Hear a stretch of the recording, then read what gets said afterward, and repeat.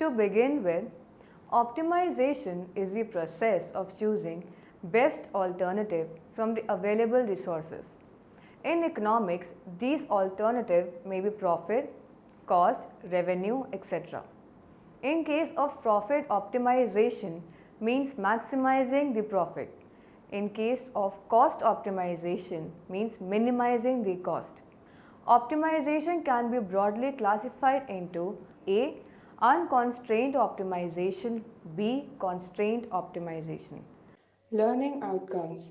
Know the different type of test of optimization, the single variable optimization, the multivariable optimization. Learn the concept of optimization. Now we will be discussing about unconstrained optimization. In this, an economic agent chooses best alternative available and he or she does not have any type of constraint like constraint of income, constraint of resources, etc. Unconstrained optimization can be broadly classified into first, single variable unconstrained optimization. In this, an economic agent chooses optimal or desired value of dependent variable of a function at a particular value of independent variable. Let the function be y, which is a function f(x), where y dependent variable, f function, x independent variable. In optimization, we find out the value of x that yield desired value of y. For this, we have following criteria: first derivative test, second derivative test, so on till nth derivative test. First derivative test. Before discussing the process of finding out the value of x that maximize the value of y, it is necessary to discuss the concept of local maxima and local minima. Local maxima implies the maximum value of dependent variable in the immediate neighborhood, which is shown in the diagram 1 at point A, and the local minima implies minimum value of y in the immediate neighborhood, which is shown at point B. In the diagram, vertical axis represents y and horizontal axis represents x. In the above diagram, local maxima is represented by point A, and x1 here means if we move to the left of x1, that is at x0, the value of y is less than a, and if we move to the right of x1, that is at x2, the value of y is less than a. In other words, either left or right of x1, value of y is less than a. Local minima is represented by point B in diagram 1 at point x4. If we move left to x4, the value of y is higher than b, and if we move to the right of x4, the value of y is higher than b. That is, the point B is local minima. According to first derivative test, in order to find out whether dependent variable is maximum or minimum, we have to find out the derivative of the function and equate to 0. This gives extreme value assuming function is differentiable and continuous. Let the function be y is equal to fx, dy by dx implies f prime x, which is equal to 0. Equation 1 gives extreme value of dependent variable is either maxima or minima. To determine whether it is maxima or minima, we have to find out change in the sign of a derivative from left to right.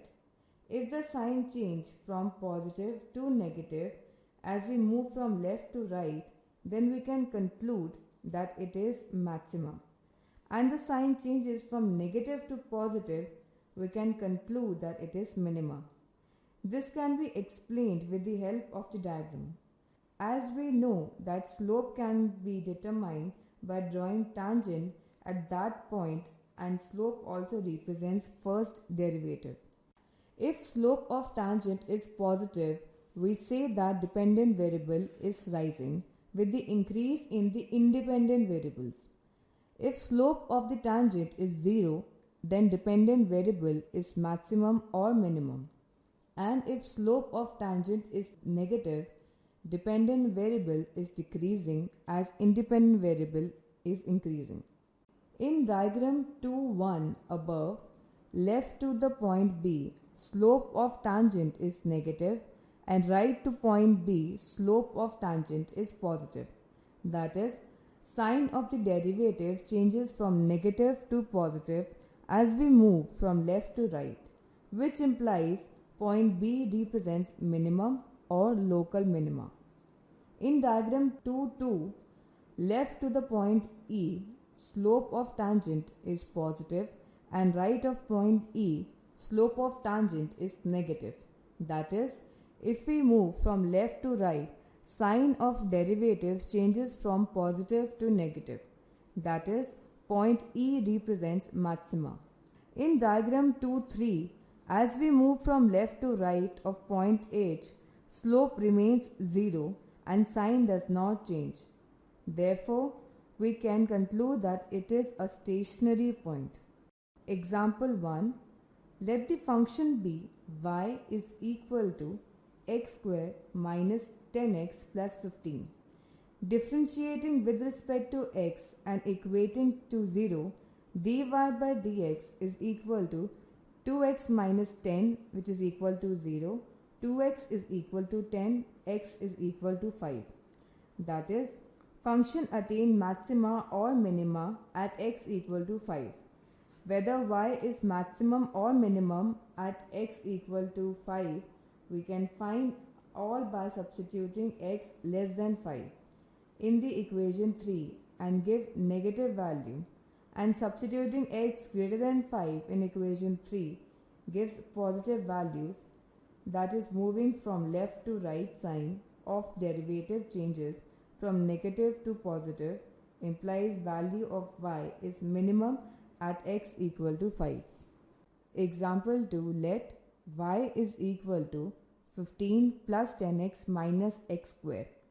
Differentiating with respect to x and equating with 0, dy by dx is equal to 10 minus 2x equal to 0, x is equal to 10 upon 2, which is equal to 5. That is, y is maximum at x equal to 5.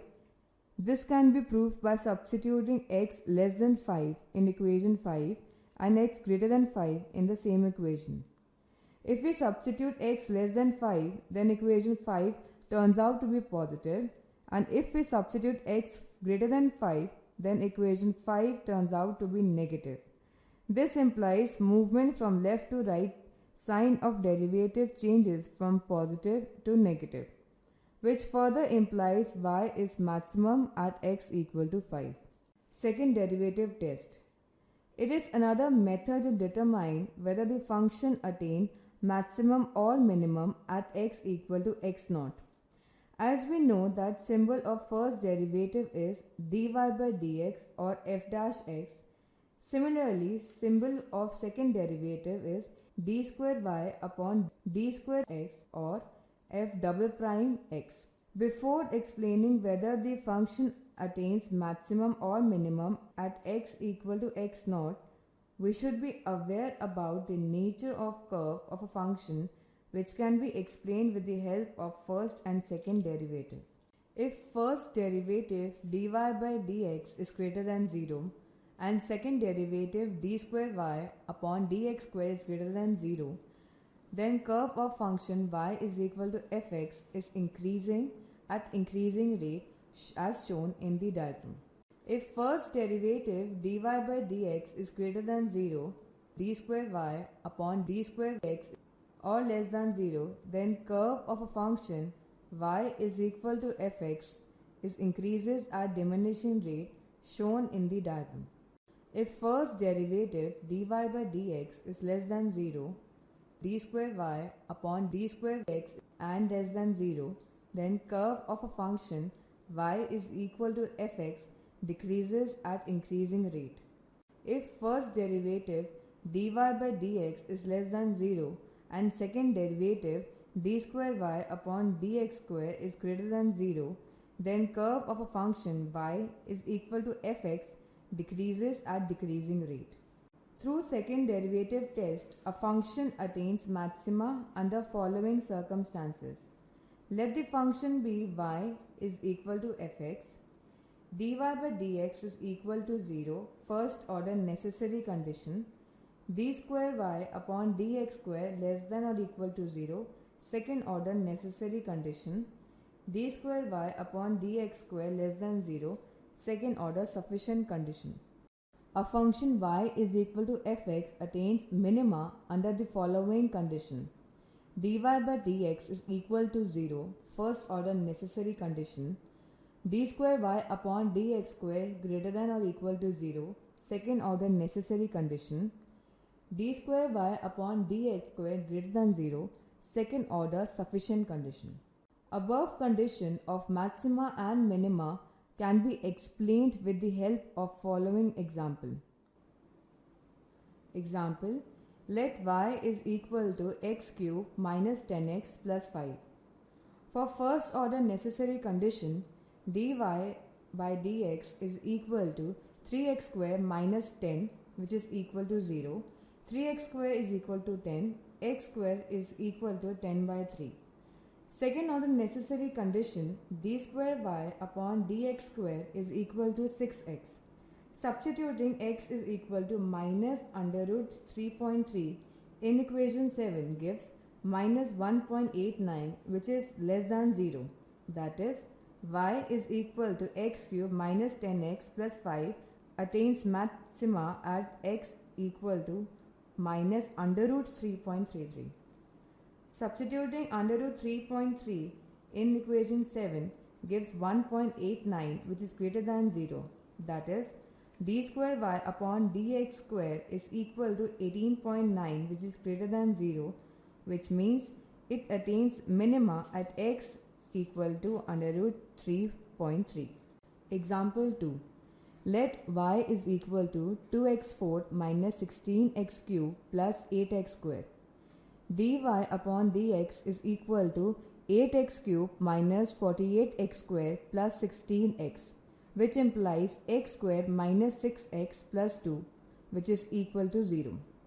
Using x is equal to minus b plus minus under root b square minus 4 upon 2a, it's equal to 6 plus minus under root 36 minus 4 into 2 upon 2a. X is equal to 6 plus minus under root 36 minus 8 upon 2. X is equal to 6 plus minus under root 28 upon 2. X is equal to 6 plus minus 5.25 upon 2. X is equal to 5.625 and x is equal to 0.75 upon 2. d square y upon dx square is equal to 24x square minus 96x plus 16. Substituting x is equal to 5.625 in equation 8, 25 multiplied by 5.625 square minus 96 into 5.625 plus 16. 759.375 minus 540 plus 16 is equal to 235.375, which is greater than 0, implies function attains minima at x equal to 5.625. Now we will be talking about optimization of two variables. When a dependent variable depends upon two independent variables, then it is called a function of two variables. Examples: marks obtained by a student in exam depends upon time devoted and IQ level of the student. That is, m is a function of t and IQ, where m marks, f function, t is time and IQ is the IQ level. Before explaining the optimization under two variables, it would be better to explain some concept. Partial differentiation. If the function is differentiated with one variable keeping other variable constant, for example, let z is equal to a function of x and y. Delta z upon delta x is equal to f dash x xy or fx. Delta z upon delta y is equal to f dash y xy or fy. Second order partial differentiation.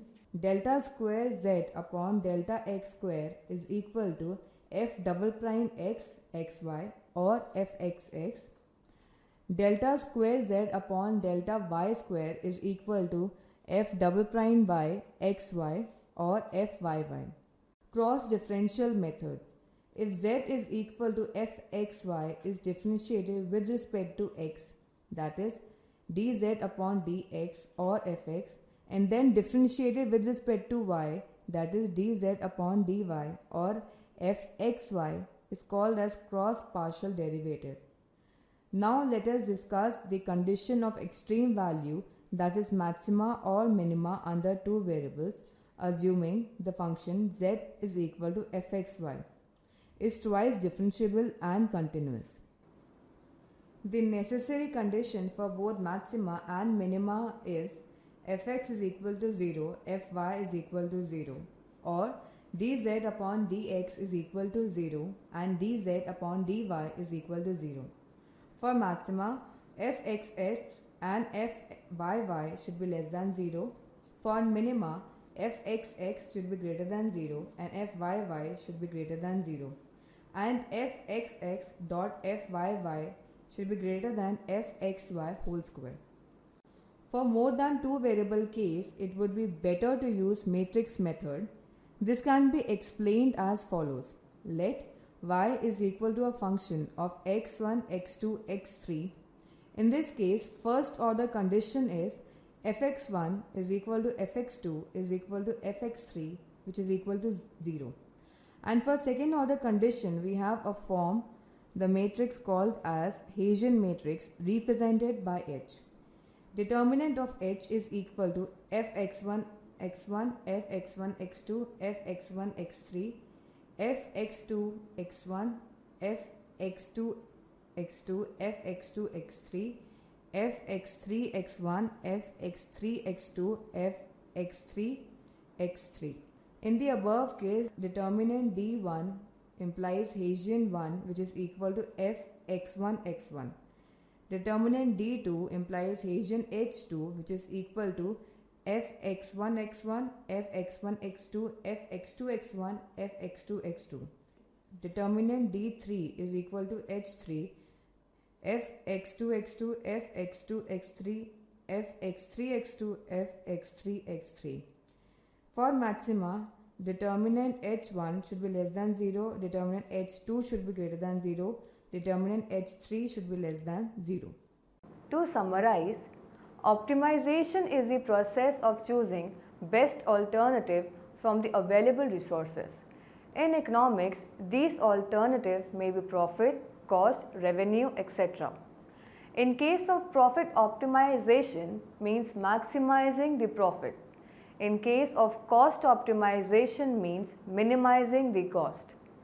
Unconstrained optimization can be broadly classified into single variable unconstrained optimization, multivariable unconstrained optimization.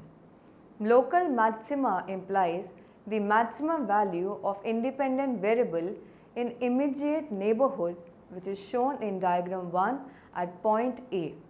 And local minima implies minimum value of y in the immediate neighborhood, which is shown at point B. When a dependent variable depends upon two independent variables, then it is called a function of two variables. For more than two variable case, it would be better to use matrix method.